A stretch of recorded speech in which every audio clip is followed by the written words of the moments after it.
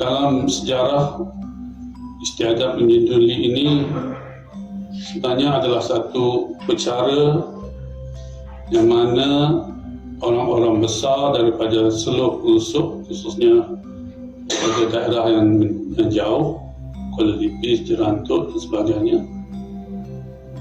datang menyembah pada sultan-sultan yang dahulu dengan adanya berbagai sembahan, baik buah tanah dan sebagainya, dan juga satu persembahan seperti mana yang kita saksi hari ini.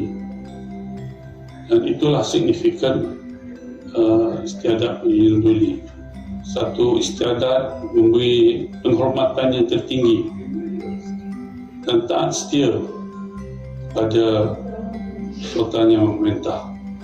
Dan saya bersyukur kerana ini kita dapat tunaikan, laksanakan dengan sempurna pada hari mulia ini.